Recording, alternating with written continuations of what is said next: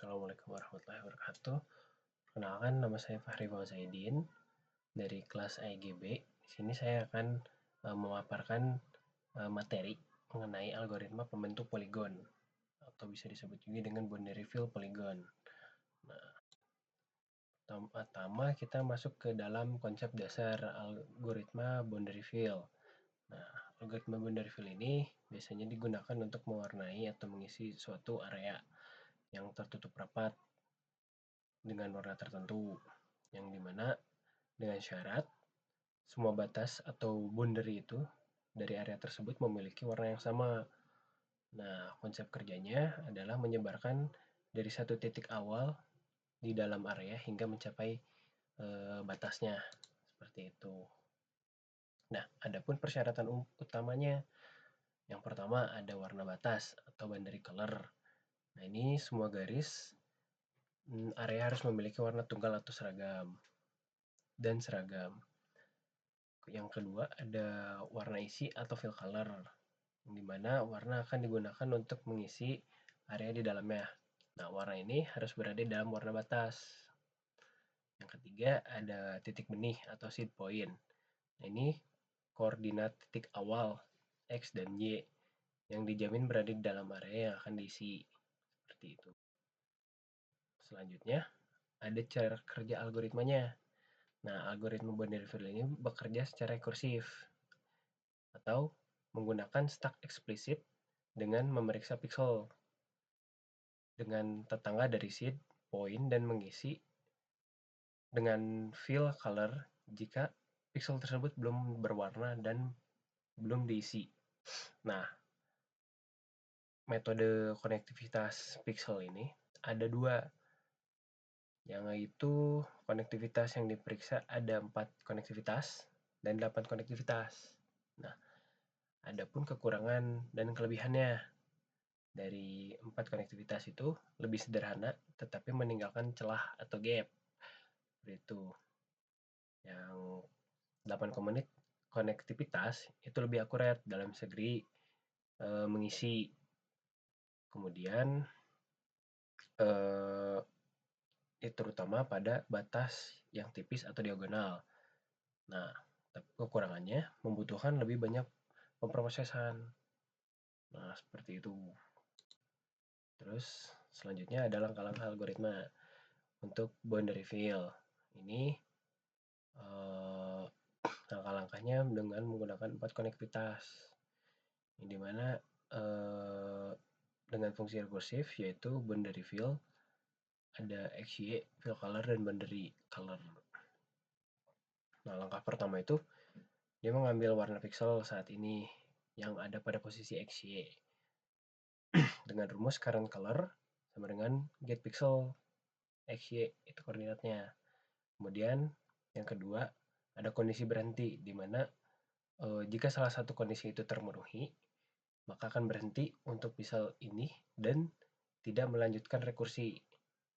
Nah, pixel yang sudah diisi atau current color itu sama dengan fill color.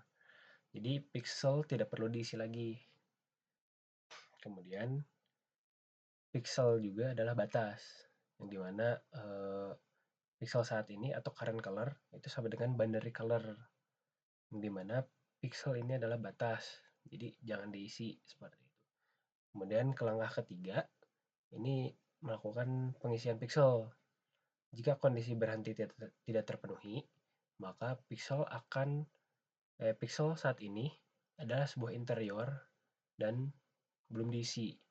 Maka dari itu, ubah warna pixel saat ini menjadi fill color.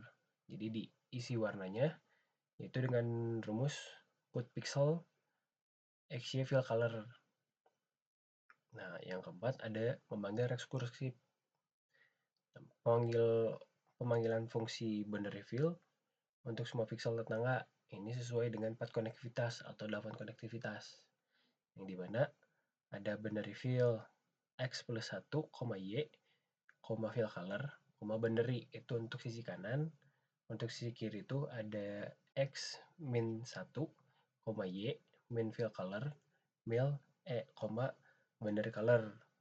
Nah, untuk sisi atas ada X IE plus 1, fill color, boundary color. Dan untuk yang terakhir adalah sisi bawah, itu X, Y min 1, fill color, boundary color. Seperti itu. Nah, di sini untuk boundary color algoritma ini ada kelebihan dan kekurangan. Kelebihannya itu mudah dipahami. Dari segi konsep ini sederhana, yang dimana hanya menyebarkan sampai menemukan warna batas. Nah, yang kedua, ini mudah diimplementasikan, yaitu relatif dan terutama pada rekursifnya. Itu. Dan kekurangannya ada pada potensi stack overflow, yang dimana ini mengimplementasikan rekursif yang dapat menyebabkan stack overflow atau memori stack ini habis. Nah, jika area yang di situ terlalu besar atau terlalu kompleks. Dan yang kedua, ada batasan warna, yang dimana ini hanya efektif jika seluruh batas poligon memiliki satu warna tunggal. Nah, jika batasnya terdiri dari beberapa warna, itu harus digantikan dengan algoritma lain seperti fluid fill. Dan yang kekurangan ketiga ada pada performanya. Nah, pada area yang sangat besar, performa dapat menurun dikarenakan setiap pixel diakses dan diproses secara individual, itu secara berulang kali. Nah, ini adalah perbedaan dari ketiga algoritma, boundary fill, fluid fill, dan scanline. Kalau dari secara prinsip kerja, boundary fill ini menyebar dari titik dalam hingga bertemu warna batasnya. Jika fluid fill, ini menyebar dari titik dalam hingga semua pixel dengan warna yang asal habis. Untuk yang scan line fill, ini mengisi area dengan menggambar garis horizontal di antara titik potong atau intersection dengan tepi poligon. Nah, jika dalam kondisi berhenti atau batasannya, boundary fill ini berhenti jika bertemu boundary color atau fill color, yang dimana ini membutuhkan batas atau satu warna. Nah, sedangkan fluid fill ini berhenti jika warna pixel tidak sama dengan original color, dimana batas boleh multiwarna. Dan untuk yang scan line fill, ini bekerja berdasarkan batas poligon atau vertex dan edge, yang dimana ini lebih efisien. Nah, pada aplikasi umum, boundary fill ini mengisi bentuk tertutup dengan batas yang seragam. Kalau fluid fill, ini pen bucket tool, aplikasi umumnya, yang dimana mengisi area dengan warna yang sama.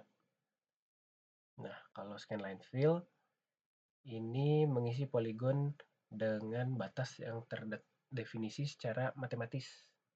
Seperti itu perbedaannya. Dan kesimpulannya adalah algoritma ini sangat berguna untuk mengisi area dengan warna yang seragam atau batas warna yang seragam. Tetapi untuk performa dan fleksibilitasnya itu lebih tinggi, yang dimana seringkali algoritma scanline lebih disukai untuk poligon yang standar. Seperti itu. Dan segitu pemaparan dari materi algoritma boundary fill. Terima kasih. Assalamualaikum warahmatullahi wabarakatuh.